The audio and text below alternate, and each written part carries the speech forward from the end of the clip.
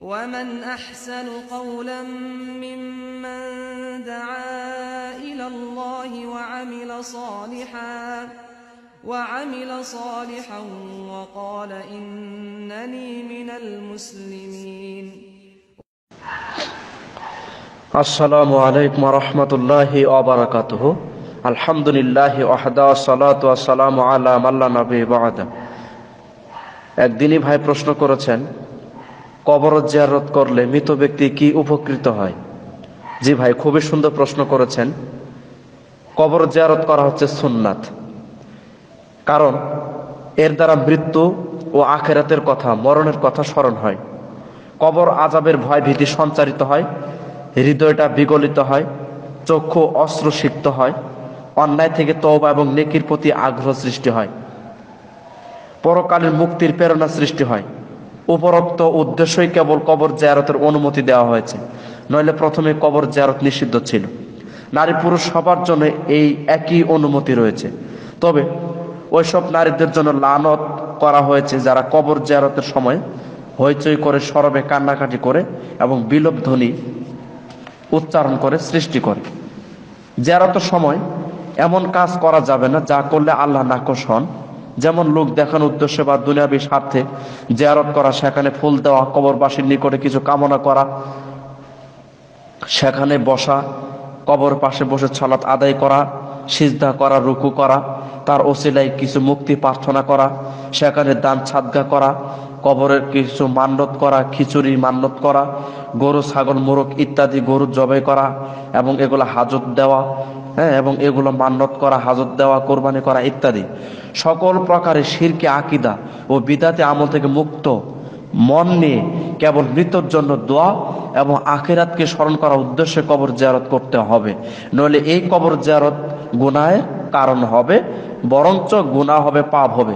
উল্লেখ্য যে শুধুমাত্র কবর জিয়ারত উদ্দেশ্যে কোথাও সফর করা নিষিদ্ধ, কেননা রাসূলুল্লাহ সাল্লাল্লাহু আলাইহি ওয়াসাল্লাম জিয়ারত উদ্দেশ্যে ও নেকি হাসিলের জন্য কাবা গৃহ, বাইতুল মুকাদ্দাস, মসজিদে নববী ব্যতীত অন্যত্র সফর করতে নিষেধ করেছেন।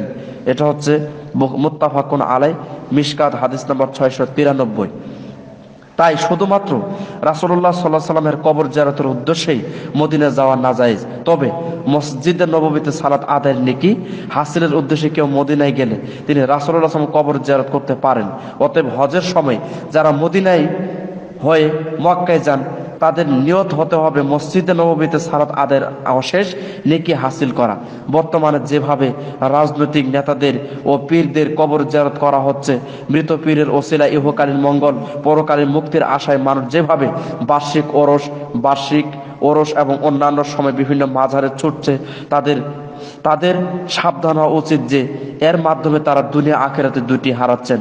কেননা আল্লাহ ও তার রাসূল সাল্লাল্লাহু আলাইহি সাল্লামের আদেশের বিরোধিতা করলে কেবল আল্লাহর ক্রোধ লাভ হয় এবং তার অনুগ্রহ থেকে বঞ্চিত হতে হয়। কবর জিয়ারতের আদব: এই সময় নিজের মৃত্যু ও আখিরাতকে স্মরণ করে কবরবাসীদের মাগফিরাতের জন্য, কবরবাসীদের গুনাহ মাফের জন্য মাগফিরাতের উদ্দেশ্যে খালেস মনে নিম্নোক্ত দোয়া পাঠ সময় করবে। দোয়ার সময় একাকী 2 হাত ওঠানো যাবে। বাকি গারকাত গোরস্থানে দীর্ঘক্ষণ ধরে দোয়া করার সময় রাসূলুল্লাহ সাল্লাল্লাহু আলাইহি সাল্লাম একাকী 3 বার হাত উঠিয়েছিলেন। এটা হচ্ছে মুসলিম শরীফের হাদিস নাম্বার 2301, জানাজ অধ্যায় 5 অনুচ্ছেদ 35, মিশকাত হাদিস নাম্বার 1766। এই সময় সে দোয়া ব্যতীত সালাত, তেলাওয়াত, জিকির, আজগার, দান সাদগা কিছুই করা জায়েজ নয়, সবই নাজায়েজ। প্রথম দোয়া রাসূলুল্লাহ সাল্লাল্লাহু আলাইহি সাল্লাম আয়েশা রাদিয়াল্লাহু আনহাকে দোয়া শিক্ষা দিয়েছেন: আসসালামু আলা আহলি দিয়ারি মিনাল মুমিনিনা ওয়াল মুসলিমিনা ওয়া ইয়ারহামুল্লাহুল মুস্তাকদিমিনা মিন্না ওয়াল মুস্তাখিরিনা ওয়া ইন্না ইনশাআল্লাহ বিকুম লালাহিকুন। এই দোয়াটা শিক্ষা দিয়েছেন।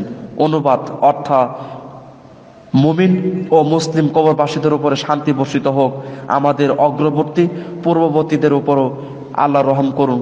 আল্লাহ চাহে তো আমরা অবশ্যই আপনাদের সাথে মিলিত হতে যাচ্ছি।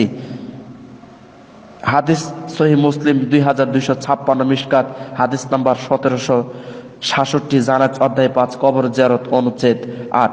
এছাড়াও আরো ছোট ছোট দোয়া, দ্বিতীয় দোয়া একটা রয়েছে ছোট, আসসালামু আলাইকুম আহলে দিয়ার মিনাল মুমিনিনা ওয়াল মুসলিমিনা ওয়া ইন্না ইনশাআল্লাহু বিকুম লালাহিকুন নাসআলুল্লাহু লানা ওয়া লাকুমুল আফিয়াতা। এই দোয়াটাও পড়তেন, এটাও মুসলিম শরীফের হাদিস 2257। এরপরে কবর জিয়ারতের সময় এই দোয়াগুলো পরে একাকে হাত তুলে দোয়া করবেন ইনশাআল্লাহ। অবশ্যই কবরবাসী মৃত ব্যক্তি অবশ্যই ইনশাআল্লাহ উপকৃত হবে। আশা করি বিষয়গুলো বুঝেছেন। আসসালামু আলাইকুম ওয়া রাহমাতুল্লাহি ওয়া বারাকাতুহু।